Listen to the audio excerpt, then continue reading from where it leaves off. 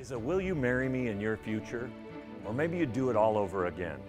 Hi, I'm Brian Toon with Jewelry Design Center, inviting you to come see the largest selection of Will You Marry Me in the state of Montana. The brightest diamonds of every shape and size, unique settings built to last, and skilled jewelers on site offering free sizing and maintenance for life, because that's how long we want to be your jeweler.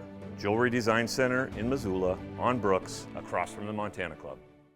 Big Sky Breakdown, proudly presented by the Bobcat Collective at Montana State. The Bobcat Collective is the NIL collective that serves Montana State University student athletes. The collective has partnered with Montana State to connect fans, alumni, businesses, and local nonprofits with Montana State student athletes. Opportunities through the collective allow student athletes to earn compensation while serving the greater Montana State University community. Sign up now for memberships and enjoy automatic entry into raffles for free tickets while supporting the bright minds at Montana State. They have multiple different membership tiers, and you can also be a one-time supporter, and you can also business partner or corporate supporter. Visit bobcatcollective.com for more. One more week and a whole bunch less teams, only 8 of them left in the FCS playoffs, including 3 from the Big Sky Conference. Riding with Ryder. Mike Ryder joining us here as he does each week on the Big Sky Breakdown, as well as the Skyline Sports podcast series and YouTube channel. Mike, how you doing, man? Doing great, man. Doing great. I'm fired up for some more playoff football this weekend.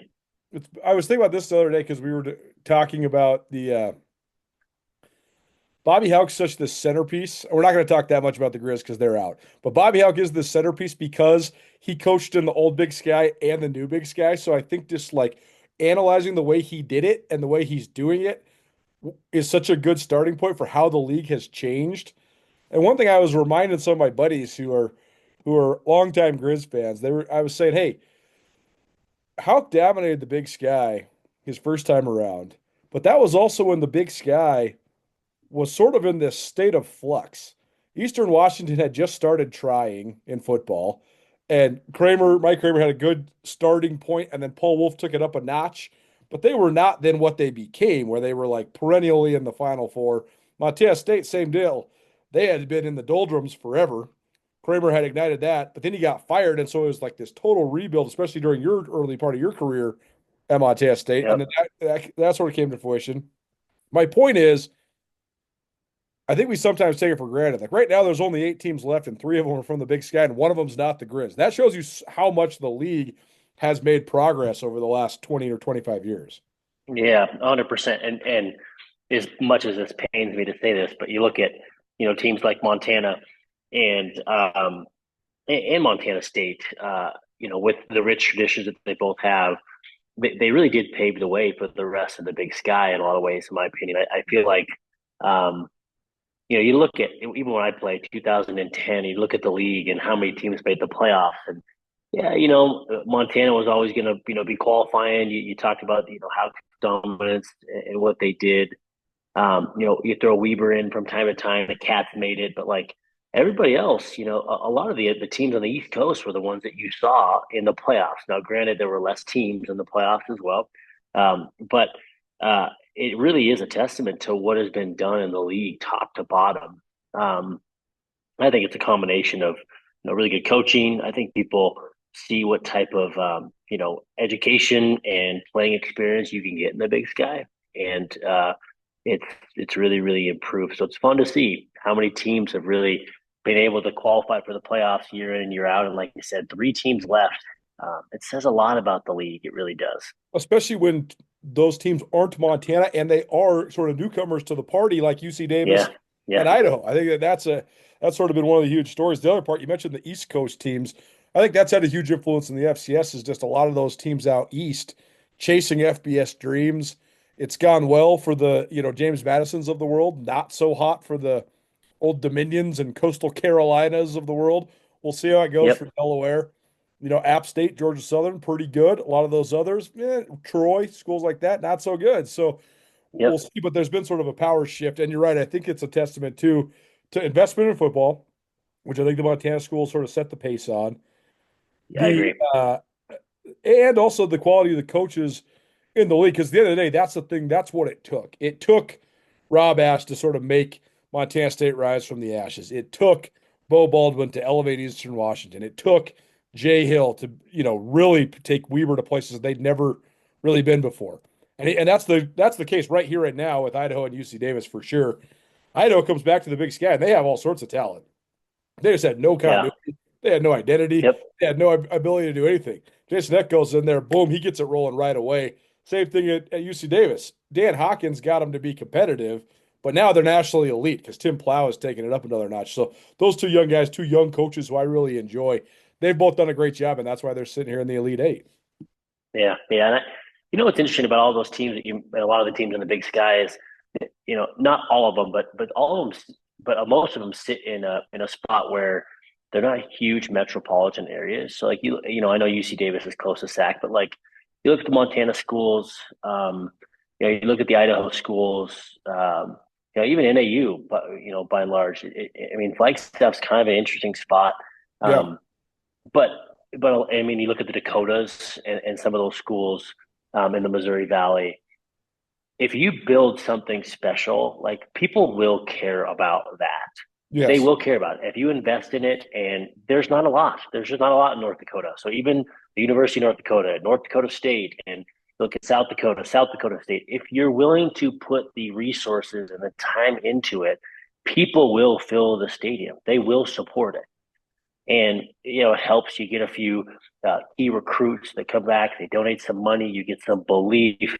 Uh, all of a sudden things continue to just they explode, and football becomes this big thing. And I think we've seen that both in Missouri Valley and in the Big Sky. People they put money into it, and I think that comes back to being really good educations in a lot of these schools. You get high caliber graduates turn around and donate money. They get belief into the system, and all of a sudden, I mean, it's not even close. The two best leagues in the FCS, it's not. It's not even close. And I mean, you could even argue. You see what's going on this week. I'm like, the Cats are the number one ranked team in the country. I'm like, boy, they get Idaho at home, but like, you're a 2 and 3 ranked team, and I don't want to say it, but like, I'd rather play Mercer than I would rather play than Idaho, There's no right? And question. so you look at that. It's not even close. And so I think it's a belief system with some of these rural communities. Some of these, the recruiting happens where people are like, wait a second, I can go to Montana State. I can go to Idaho and be really well supported, play a lot of football, get a good education. And by the way, they're going to sell out every week.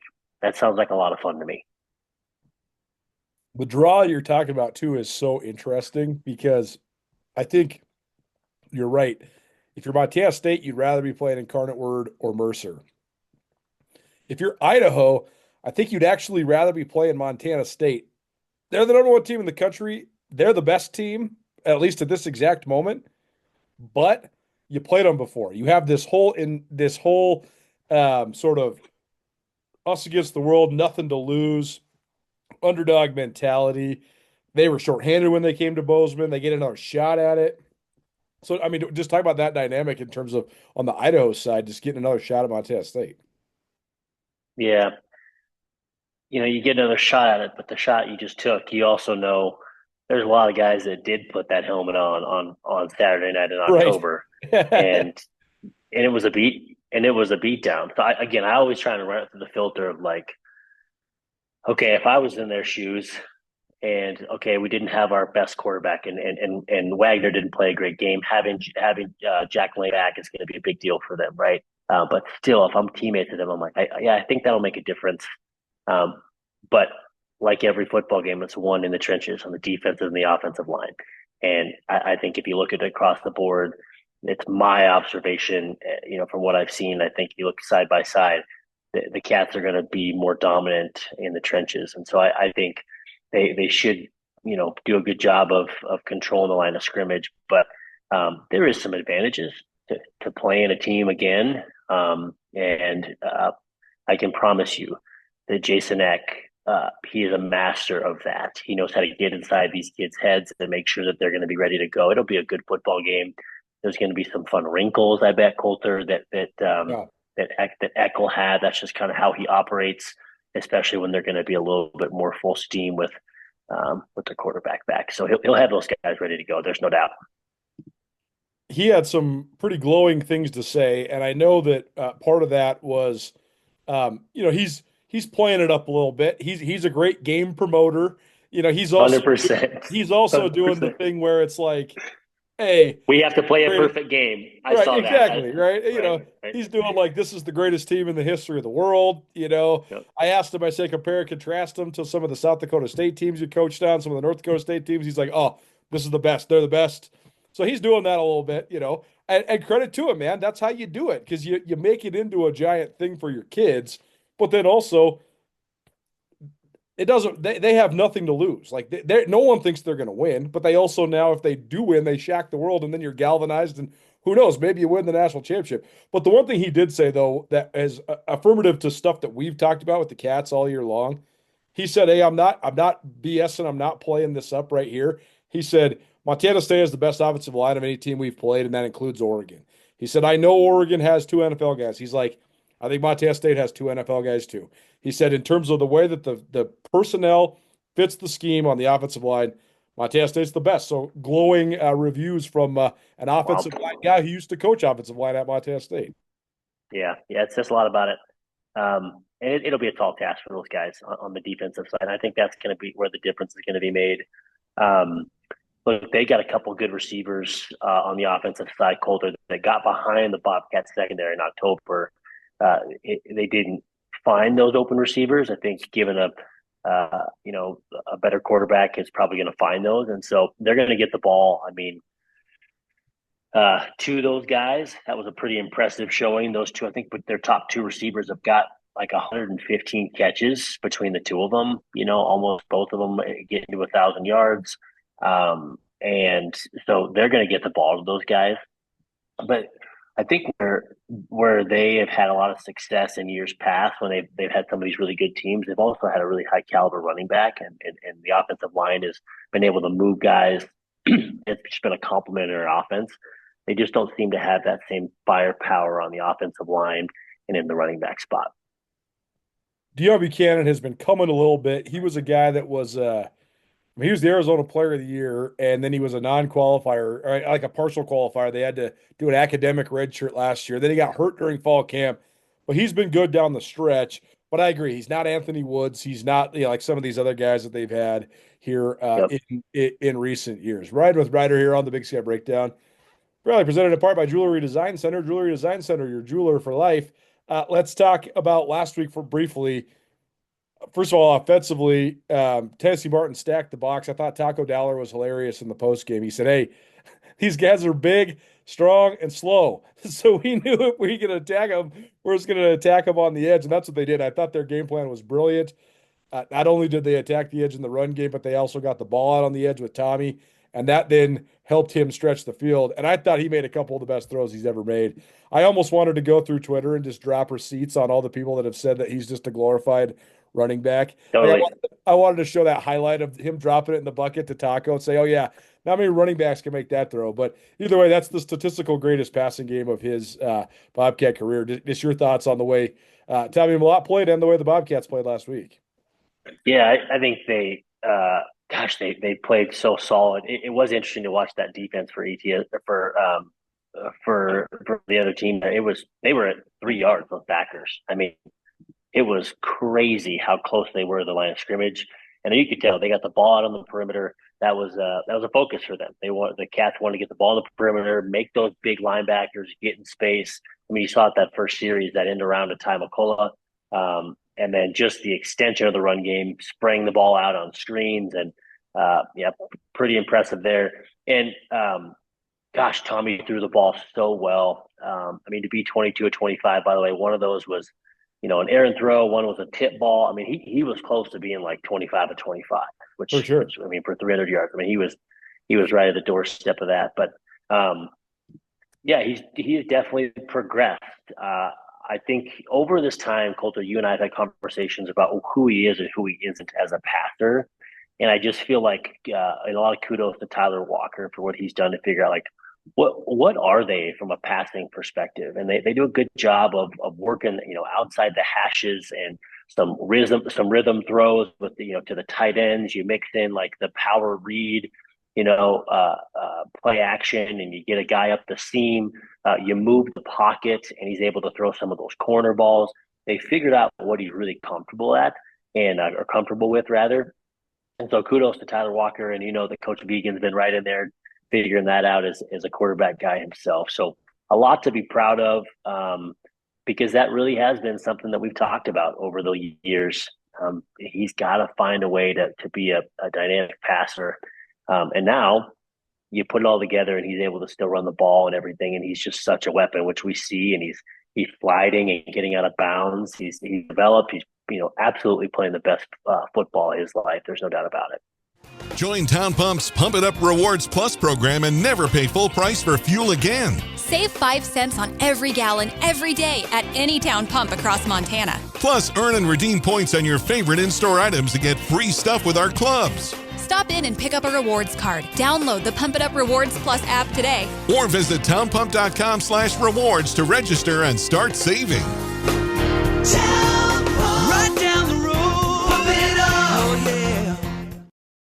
Big Sky Breakdown, proudly presented by the Bobcat Collective at Montana State. The Bobcat Collective is the NIL collective that serves Montana State University student athletes. The collective is partnered with Montana State to connect fans, alumni, businesses, and local nonprofits with Montana State student athletes. Opportunities through the collective allow student athletes to earn compensation while serving the greater Montana State University community. Sign up now for memberships and enjoy automatic entry into raffles for free tickets while supporting the bright minds at Montana State. They have multiple different membership tiers, and you can also be a one-time supporter, and you can also business partner or corporate supporter. Visit bobcatcollective.com for more.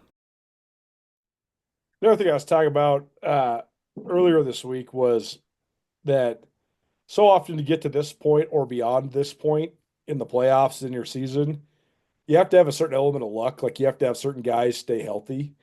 The thing that's crazy about this Cat team is they're the most hurt team in the whole Big Sky. And part of that's because their coach willingly talks about injuries in Brent Vegan. But also, like, there's nobody else that lost. I mean, if you look at who they projected as their starters, they lost 3 out of 5 starting offensive linemen, and they just reshuffled the entire thing and have been as good or better than anybody expected. They've had multiple tight ends go down with injuries. I mean, last week, Rohan Jones didn't even play. And who has the game of his life? Ryan Lonergan. He scores a touchdown. He's got, like 95 yards receiving. Julius Davis out. Doesn't matter. Scott Humphrey out sometimes. Doesn't matter. And by the way, who's could be a first teamer, right? No question. Danny Lakepa. Blake Schmidt was probably going to be a first team all league guy. Caden Dowler was at least good to very good player. Drew Polidor missed time early on. John Johnson, the corners, missed time throughout the season. So I'm literally naming most of Montana State's best players, and they've still been able to figure out a way to stem the tide, mitigate it. And I think part of that is a huge testament to their depth. And also part of that's the fact that they've kept, in my opinion, the 2 most important guys, and that is Marcus Weir and Tommy Malott, healthy. That's why they've gotten to this point as well. Yeah, absolutely. And then I think you can also go on the defensive side of the ball, and you look at a guy like Brody Groovy, who's done a really good job. Kenny Iden's had an awesome season. A guy that's been really consistent, both run and pass. You look at Paul Brott, and he's done an incredible job. A guy that's really developed. He's grown and matured a ton, and so they've stayed healthy in a lot of the really key spots. But I think some credit is due to strength coach Sean Herron. It sounds crazy. We talked a little bit about it last week, but so much of your development as a team, both mentally and emotionally, and how you handle the things like injuries and when things don't go your way, that stuff is stimulated. You're put in really uncomfortable situations throughout the off season. And I just heard some of those things about how Sean Herron, he works so hard on the physical aspect, but he's really tasking guys mentally and making sure that when things don't go your way and it's that next up mentality, it's one thing to say that, Colter. It's another thing to actually believe it and get the quality practice reps at that. And so, cool to see them be a resilient team, and it's proven to go well for them, still undefeated. When it comes to then this matchup, I'm so curious to see if it actually does go better for Idaho. If they, because here's the thing. I think Idaho, when it comes to the seeding, I think they got punished because they have 3 losses. But their 3 losses are to the 2 best teams in Division I college football, and then UC Davis, who's the 5 seed in the FCS. So they definitely played an unbelievably tough schedule. But I also just don't know how close they are to Montana State. I said this before the October game. I said, hey, this is a huge litmus test for Idaho. Are they the best of the rest, but not quite in this top tier yet?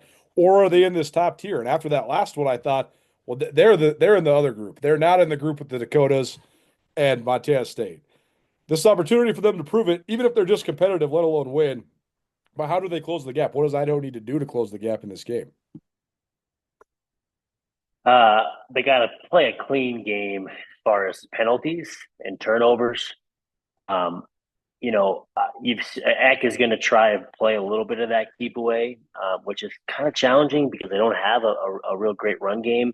They've got to win some of those 50-50 balls down the field. They're going to get a lot of touches for those 2 receivers, Hamper, and I'm sorry, I'm drawing a blank on the other guy, but they're going to get those guys Dwyer. a lot of touches. Dwyer, thank you. Yeah. And Dwyer had a monster game last week. Those Those two two are are good. both talented guys, right? Yeah. They got to touch the rock. They got to touch the rock, and they got to touch it frequently. And then, yes, it's got to be clean from penalties, clean on the turnover game. You got to hit some 50-50 balls down the field and test the Bobcats secondary. And then the special teams and field position are going to be a big thing there too. So because the Cats are going to they'll crush you on short fields. They will crush you on short fields. You need to make them drive the whole length of the field. If I'm an Idaho defense, it's got to be that way. So special teams will play a big factor in that as well. But Coach Eck will have those guys ready, but I am curious to see how it'll go if things don't go their way right out of the gate, because we saw the tent get folded a little bit last a few months ago in October. And so what happens if you get to that point again and you're down 17-0? You're down 14-0 early. Are they going to be able to battle back? So it'll be interesting. Coach Eck will have those guys ready. He is a heck of a ball coach, and he's an even better human. So I'm excited to see what shakes out Friday night. I'm going to be there under the lights. Look, weather could be a factor. I hate to be that guy and talk about it, but it's going to be cold. It's 7 p.m. in Bozeman in December. Those guys play indoors. They haven't played a game under 40 degrees. It is a factor. You can't pretend it's not. Absolutely. The last one I wanted to touch on with you is that between the New Mexico game and the Idaho game, Montana State did not put any sort of wear and tear on Tommy Mellott. He didn't run at all. Like they ran hardly any zone read or quarterback design run stuff. I think in that span, he had something like 18 carries or something over the span of 6 games. And then he went nuts against Idaho. And Brett Vegan kind of chuckled. He said, hey, we've kind of constrained Tommy. And then tonight, there was no constraints. We let it roll. And you could tell that Idaho had a whole game plan to take out the running backs, and then Tommy just pulls it and scores a 60-yard touchdown, and it's off to the races for the Cats. I wonder if that factor plays, though. I wonder if Idaho has way more stuff in this week to stop the quarterback run game, and if that actually makes it so that Montana State's running backs can get more loose in the middle on that outside zone. Yeah, that's a good point. I'm happy I'm not the defensive coordinator. I'll tell you that. They've got a lot of moving pieces. Because you're saying, well, all right, well, we were going to stop one aspect of it. Now we're going to maybe switch and stop both of it. When in reality, you got to stop it all.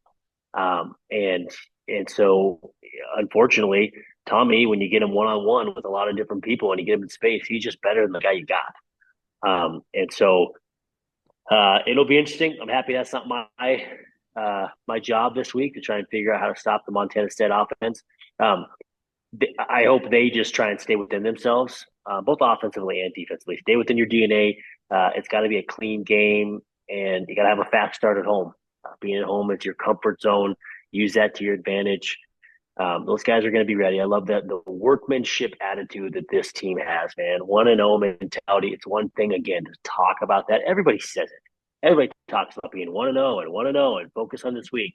It's another thing to be actually living it out, and that's been fun to see. And I think sometimes failures are the ones really, really fortify you. And I think that's what happened last year. They got too far ahead of themselves a year ago, and they looked too far ahead. And you can just see these guys; they really, truly believe in the 1-0 mentality. And then the last thing, I've heard Coach Vegan talk about this, and heard some of the other players talk about how much these underclassmen are playing for the upperclassmen, which has been really, really cool. That's a powerful thing, playing for somebody else. You've heard Adam Jones talk about it, and it seems authentic. It seems real. These guys want to win football games for the upperclassmen and the seniors and send them out the right way. There's no doubt. And I think that's the biggest testament you could give to the mentality of this team is so often when you get to this point in the season, can you handle the moment? Can you handle the pressure of the moment? Can you handle all the narratives and all the noise and all the media attention and all that stuff? None of that to me is a factor in this for Montana State whatsoever. And that is such a huge testament to their maturity as a team and that attitude like you're talking about. Yeah. Gosh, they've got a lot of football, Colter. These guys have seen a ton. We talked about that last week too, but it's a lot of football. Tommy has seen a lot. Marcus Weir and a lot of these leaders have seen so much. Greeby, um, both good and bad. They've been on great teams. They've watched the national championship team. A lot of them were probably playing on special teams or limited roles. You've seen both good and bad, and now it's your opportunity. And there's so much to say about the leadership. So I've got so much respect for that. I know it's hard. It's hard to win. It's hard to win one football game.